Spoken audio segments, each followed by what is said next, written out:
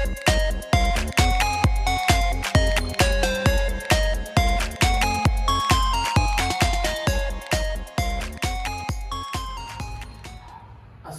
warahmatullahi wabarakatuh. Salam nama budaya dan salam sejahtera bagi kita semua. Pertama-tama perkenalkan, nama saya Supriyadin dengan NIM akhiran 069. Di sini saya akan membahas tentang kebijakan kelautan dan perikanan menurut Undang-Undang Nomor 11 Tahun 2020. Di sini saya bersama teman saya Joy Marquez Wibowo dengan NIM akhiran 053. Selamat sore, bagaimana kabarnya? Selamat sore, baik. Senang sekali nih bisa bertemu Joen hari ini. Jadi pada kesempatan ini saya ingin bertanya nih mengenai bagaimana tanggapan Joen terhadap kebijakan Cipta Kerja dan pengaruhnya terhadap dunia kelautan dan perikanan. Tapi pertama-tama kita perlu tahu dulu nih apa sih itu Undang-Undang Cipta Kerja.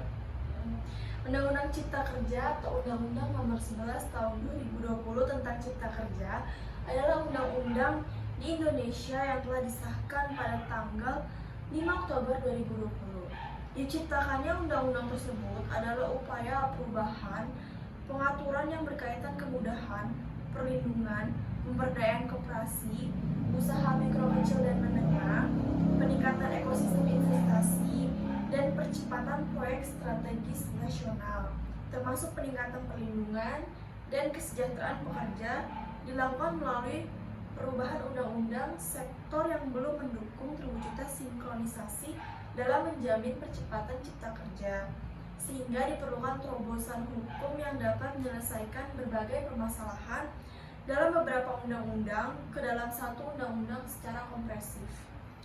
Oke, baik. Jadi singkatnya Undang-Undang Nomor 11 Tahun 2020 itu adalah upaya yang dilakukan pemerintah untuk mengurangi pengangguran serta upaya untuk membantu para pelaku UMKM agar semakin mudah mendapatkan perizinan dalam pembukuan dan mengembangkan usahanya ya. Iya, singkatnya seperti itu. Oke, baik. Jika seperti itu, apa sih dampak yang diberikan oleh Undang-Undang Cipta Kerja ini terhadap kebijakan kelautan dan perikanan? Apakah ada pengaruh signifikan yang dihasilkan Undang-Undang Cipta Kerja ini terhadap kebijakan kelautan dan perikanan? Ya, baik. Kita semua tahu bahwa negara kita memiliki laut yang luas, yang dimana kita juga memiliki sumber daya alam yang sangat melimpah. Sumber daya inilah yang dapat kita manfaatkan sebagai lahan pekerjaan yang dapat membantu pemerintah untuk mengurangi angka pengangguran. Banyak sekali peluang untuk membuka usaha dan melakukan pekerjaan dengan memanfaatkan hasil laut kita. Dengan semakin berkembangnya usaha mikro yang memanfaatkan hasil laut, akan banyak orang terbantu dengan lapangan pekerjaan yang ditawarkan. Terlebih lagi, mereka dapat memanfaatkan sektor pariwisata. Ditambah dengan adanya Undang-Undang Nomor 11 Tahun 2020 ini akan membantu kita dalam memudahkan kita untuk melakukan perizinan untuk mendirikan usaha. Tetapi harus dibarengi dengan kebijakan kelautan dan perikanan. Sebab negara kita juga memiliki aturan-aturan yang tercantum dalam undang-undang untuk memanfaatkan sumber daya laut. Jika ditanya apakah ada pengaruh yang signifikan, ya jawabannya jelas ada. Karena laut kita sangat berpotensi dalam menghasilkan pekerjaan dan usaha mikro kecil menengah. Dan jika tidak dikontrol dengan adanya kebijakan kelautan dan perikanan, bisa-bisa menyebabkan habisnya sumber daya laut kita atau yang sering kita kenal dengan istilah overfishing serta tercemarnya laut Indonesia. Oke, baik. Nah, untuk lantas usaha dan pekerjaan seperti apa sih yang cocok untuk dibangun dengan memanfaatkan laut Indonesia kita? Beragam sekali ya usaha dan pekerjaan yang dapat dilakukan. Contohnya seperti menjadi nelayan, membuka restoran, membuka kerajinan dari kerang-kerangan, tambang, budidaya ikan, dan masih banyak lagi. Yang perlu kita lakukan adalah dengan mengenalkan keanekaragaman hasil laut dan potensi kelautan kepada anak muda zaman sekarang agar mereka sadar betapa kayanya negeri kita akan sumber daya lautnya, serta mengajarkan kepada mereka bagaimana mengelola sumber daya kelautan itu tuh yang baik dan benar. Para pemuda dan pemudi bangsa kita harus mulai sadar bahwa kekayaan alam Indonesia, terutama di sektor kelautan dan perikanan, sudah banyak menjadi incaran orang asing. Jadi jangan sampai kekayaan alam kita di sektor kelautan dan perikanan dieksploitasi oleh orang asing. Mulai dari kitalah anak muda yang mengatur dan mengelola hasil kelautan kita. Jadi berarti menurut Juan mengatakan bahwa para pemuda zaman sekarang itu masih baru membuka mata terhadap laut Indonesia.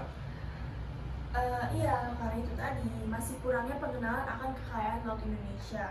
Masih banyak anak muda dan masyarakat yang bersikap apatis, tidak memperdulikan laut dan ikan. Buktinya masih banyak sampah di laut, masih banyak pelanggaran-pelanggaran yang terjadi. Anak muda sekarang tidak sadar bahwa begitu kayanya laut Indonesia, sehingga banyak kapal asing yang melakukan penangkapan ikan secara ilegal di perairan Indonesia. Tapi tidak hanya itu saja, masih banyak juga orang lokal yang sering melanggar aturan, seperti kegiatan penangkapan ikan yang tidak melaporkan hasil tangkapnya kepada pihak yang berwenang, penangkapan ikan dengan menggunakan alat-alat yang sudah dilarang, penangkapan ikan-ikan yang dilindungi, dan masih banyak lagi. Semua itu tercantum dalam peraturan kebijakan dan kebijakan kelautan dan perikanan.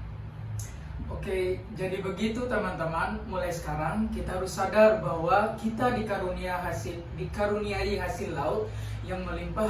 Jangan sampai orang asing menguras habis dan memanfaatkan kekayaan sumber daya alam kita.